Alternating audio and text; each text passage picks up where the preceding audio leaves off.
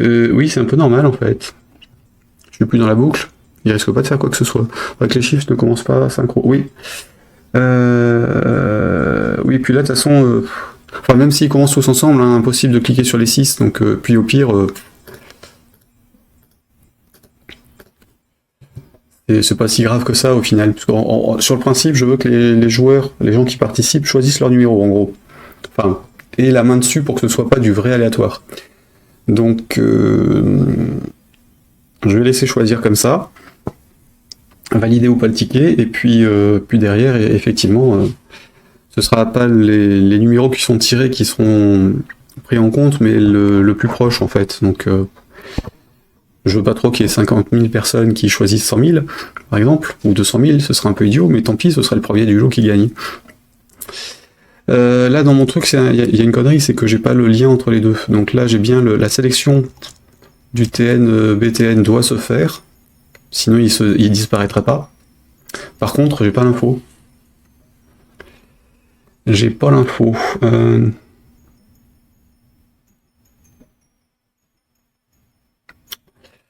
N'ayant pas l'info,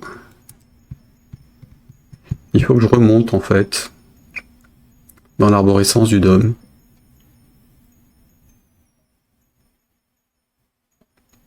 Parce que là, I n'existe plus. Enfin, I vaut 7 en fait.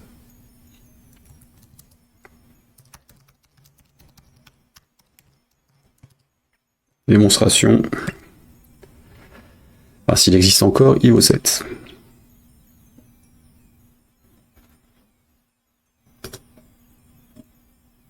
Voilà.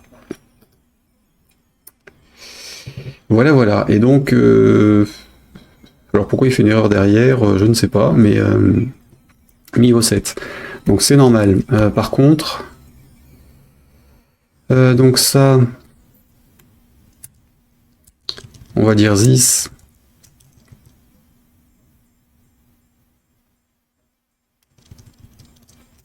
Donc tn de this.data.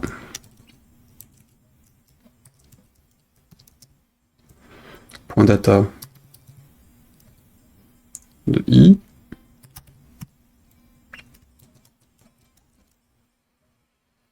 Point toString éventuellement, je sais pas s'il me le ressortira en nombre ou pas. Et ce truc là, je vais me le stocker.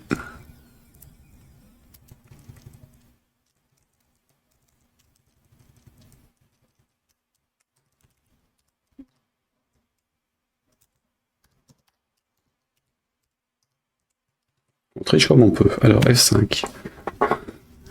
Bon, sinon il faudrait que je regarde, je sais que le bouton est à côté de l'autre et donc il devrait pouvoir arrêter son truc, mais... non. Alors si je vais sur le bouton, qu'est-ce qu'il a lui?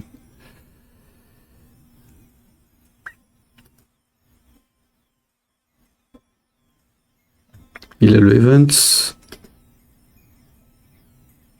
Ah, il a pas de propriété, tiens.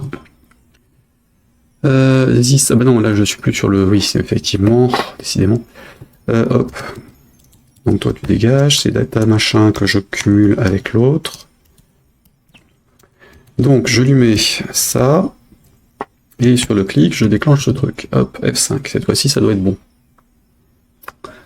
Pouf, alors, le bouton, il a bien un i, et il a son événement, et l'autre il a ses infos. Donc je clique sur celui-ci, ça l'arrête, et c'est bon. Celui-ci pareil.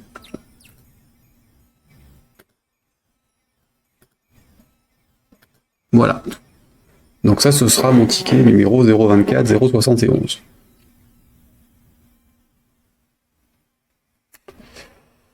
Évidemment, ce bouton-là ne doit s'afficher que si j'ai l'information. Donc, je reviens là.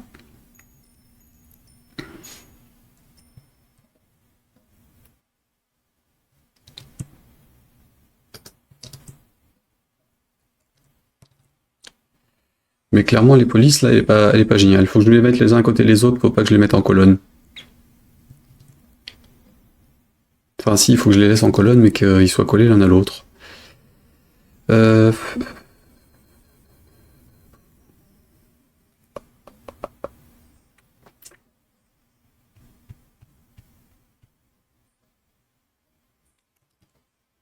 Ici je mets colonne 1. De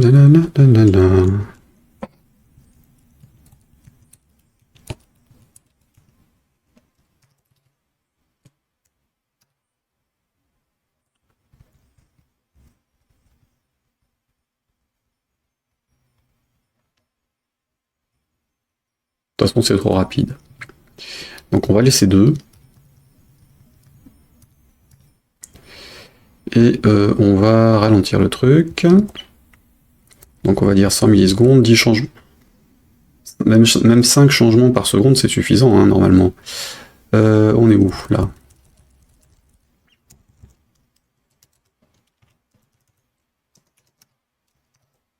Voilà, ça ici. On a les 5 qui sont coupés, et donc btn array.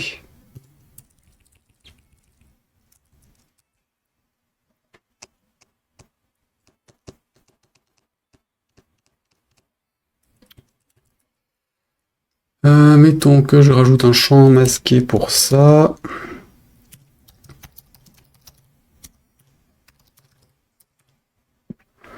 Input type hidden.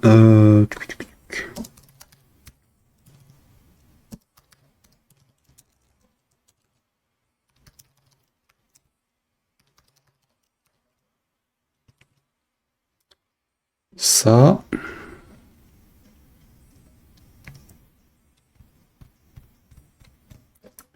Et le bouton dessous doit s'activer que si les autres ont disparu.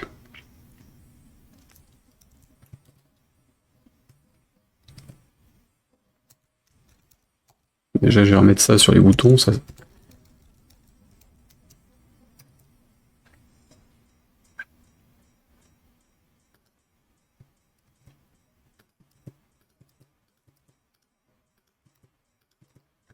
Voilà, CTRL S. Donc lui, btn array, id, ticket, submit.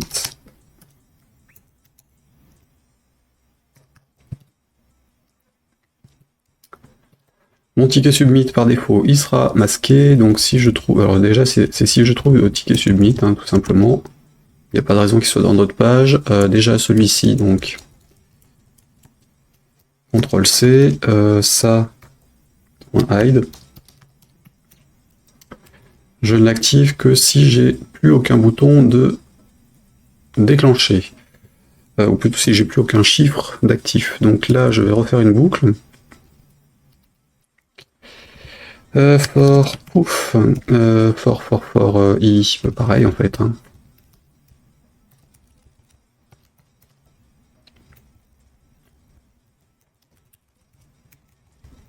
Juste pour la forme. Hop là, donc j'ai le début et la fin de la boucle. Ça, je cherche le data.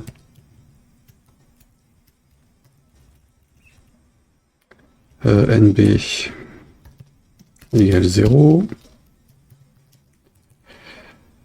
NB égale NB plus ça, point.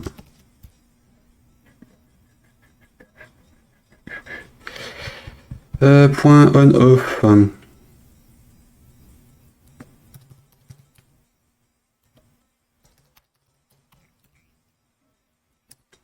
Ils sont tous à 0.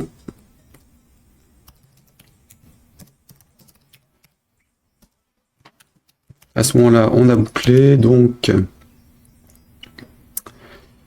et pendant que j'y suis, ticket...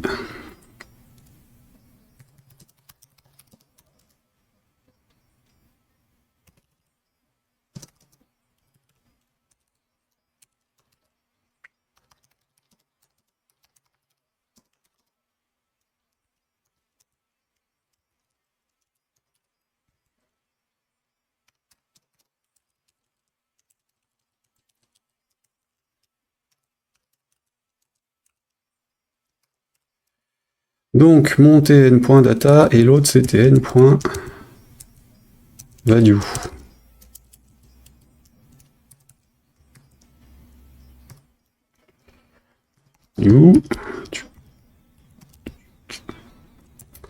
Si c'est terminé, je vais attribuer la valeur du ticket à mon champ ticket. Donc $dièse ticket point value prend ticket. Et ça est activé.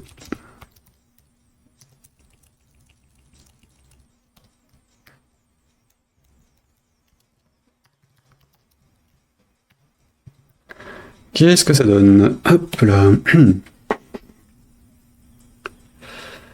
Donc les boutons OK, si je les arrête, hop.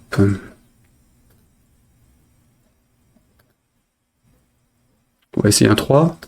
Non. Ouais, non. Ok, il se passe rien. Il ne se passe rien. Ok, alors, pourquoi? Qu'est-ce qu'il nous dit, lui? TN is not defined.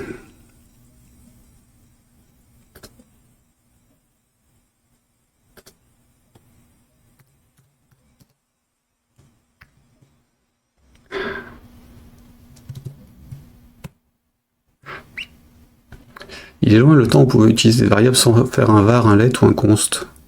D'ailleurs, j'utilise var, ça devrait être let. Hop, ici, tac. Donc là, j'arrête celui-là, celui-là, celui-là. Il fait plus d'erreur en bas. Et j'ai bien mon bouton.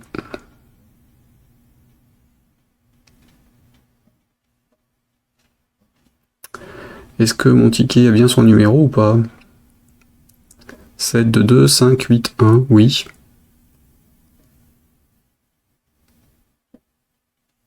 Bon.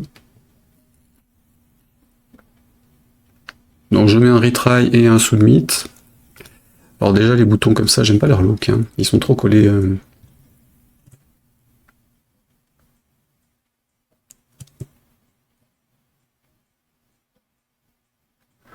Bouton arrêt, ticket, machin. Donc là, hop.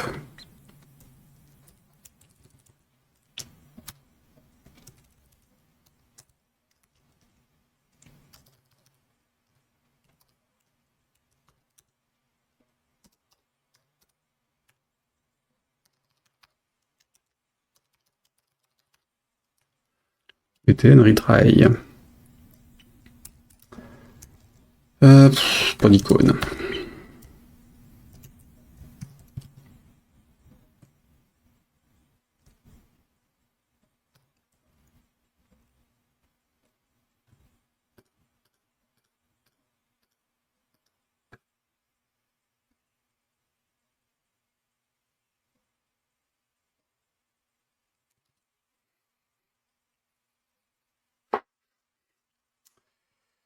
BTN retry, BTN retry et BTN submit. Je me demande combien de temps j'aurais mis pour le faire en Pascal dans Quartex, tiens. Donc ça, je me le garde à côté. Ici. Bon, évidemment, quelqu'un qui a envie de bidouiller, il regarde le source, il change et puis c'est réglé. Hein. J'ai pas de contrôle. Donc si je veux soumettre autre chose, évidemment faut pas le dire, mais je tape ce que je veux là. Et puis j'ai la valeur qui va être soumise. Hein. Après tout, ça reste du JavaScript, donc je m'en fiche. Là sur ce coup-là, tant que j'ai des nombres dans la base de données avec les participants, ça me va. Donc, ici. J'ai mon soumission, donc j'ai mon ticket qui se déclenche, mon truc, j'ai la zone qui affiche ou pas, le retry, on va lui dire qu'il a 3 possibilités de le faire. CTRL S, ces boutons-là, ils m'embêtent avec leur look actuel, donc ce sera BTN tout court.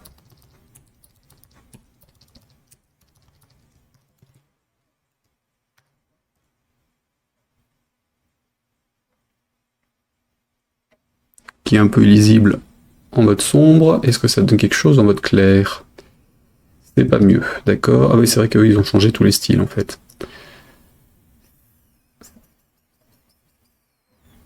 Ouais, il faut que je regarde ce qu'ils ont dans leur style, en fait. Bon.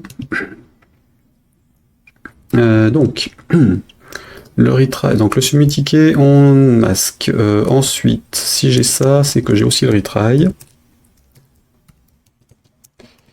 Donc btn retry. Point nb3 par exemple. Le bouton retry lui-même a un on-click.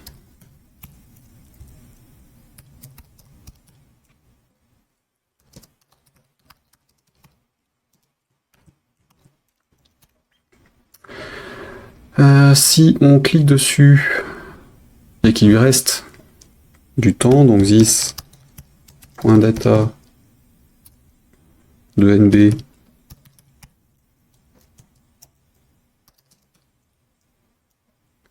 this.data de nb est supérieur à 0, then, j'allais encore l'écrire en clair,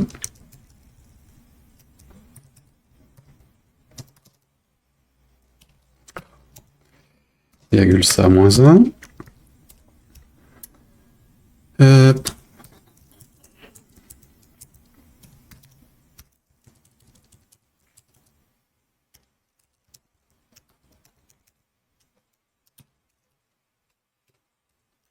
Qu'est-ce que ça passe, ça, maintenant?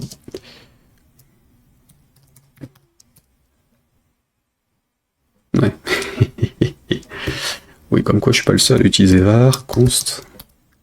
Ah, ils ont quand même utilisé const, tiens, c'est marrant, ça. Et le let.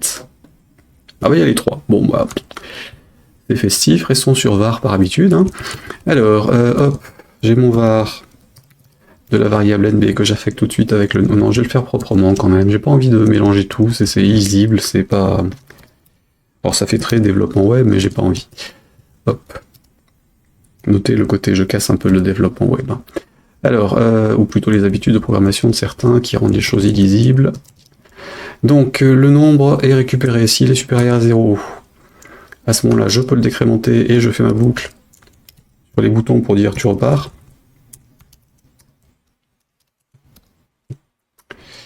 Et donc, mon bouton, ce sont ceux-là.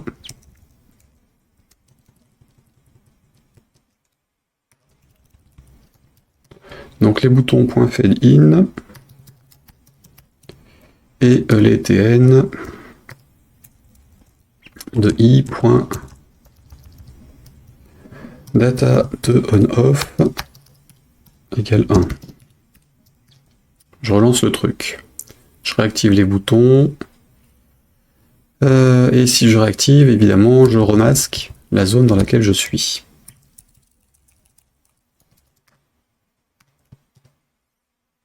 Est-ce que ça passe?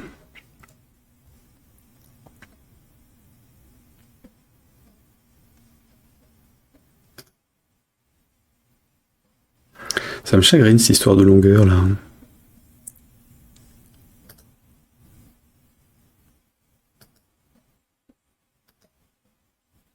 C'est où l'erreur? fname.length.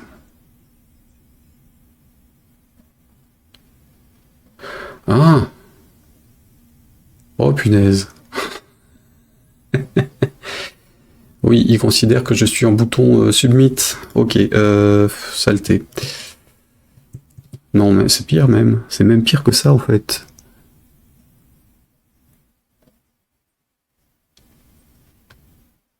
Oui, d'accord. Les boutons, il connaît pas en fait. Ok, ils sont plus en bouton tout simple. Donc bouton type button. Par défaut, il doit être submit maintenant.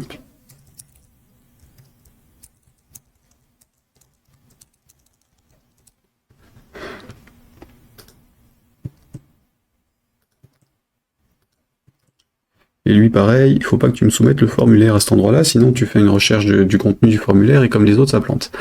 Comment tu imagines empêcher le choix d'un nombre déjà pris? Ah ben je m'en fiche. Je m'en fiche. Alors là, les règles sont simples. Les règles, ici, hop. Stockage, participation, tirage gagnant. Donc, annonce des statistiques s'il y a besoin, choix d'un numéro, lancement du calcul des distances entre ce numéro gagnant et les participants. trie dans l'ordre distance, ID, auto-incrémenté. L'ordre d'arrivée. Plusieurs personnes saisissent le 100 000, bah, ils sont 1, 2 et 3 en fonction de l'ordre, la date en fait à laquelle ils l'ont saisi. Tant pis pour eux. Ou tant pis pour les autres joueurs qui auront essayé autre chose. Après, il faudra que celui que je trouve tombe pas sur l'un d'entre eux, mais vu comment est fait le tirage, pour que je tombe sur le même que quelqu'un quand je ferai un tirage de gagnant, je pense que c'est vraiment que la personne avait de la chance.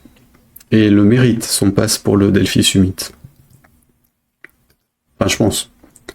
Après... donc j'ai viré le truc, il est en bouton, ça c'est bon. Est-ce que ça refonctionne correctement ou pas? Déjà. Ou est-ce qu'il refait son submit du formulaire? Voilà, j'ai plus le submit du formulaire, j'ai essayé de choper un 3.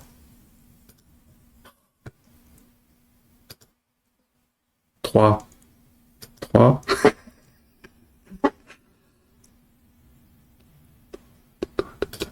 Non.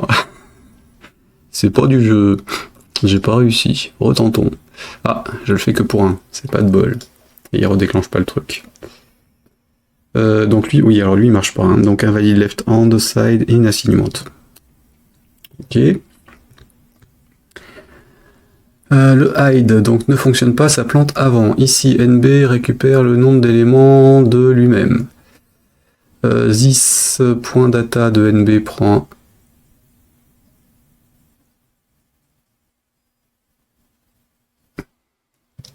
C'est où? Tu l'as pas, toi? Oui, c'est sur le dernier. Hein. 1, 2, 3, point data, off... Ah oui, c'est l'égal 1 qui déconne, oui, forcément. Les setters et les getters, et pas des fonctions et des fonctions. Les habitudes, je dis. Les habitudes. Ça fait tellement longtemps que je ne me suis pas repris la tête sur du JavaScript ou du PHP qu'au final, je programme en Pascal avec les habitudes du Pascal et je fais plus le switch que je fais quand je fais un petit peu tout en même temps. Hop. Donc, on va arrêter celui-là, celui-ci, ça et ça. Je vais changer les images parce que ça me plaît vraiment pas. Je retente.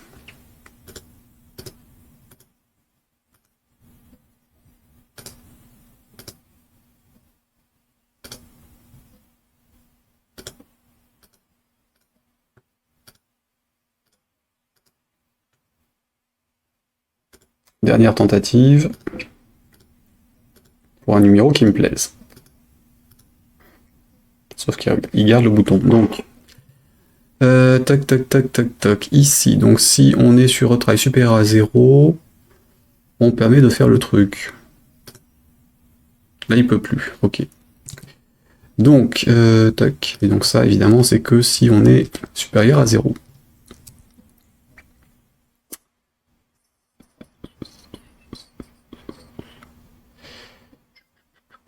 Du coup, ça, je vais le faire en dernier. Et je vais simplement faire un masquage s'il est arrivé à 0. Donc, if nb moins, ou plutôt moins nb, et if nb égale 0, then je masque mon bouton. $this .hide avant de masquer l'autre truc.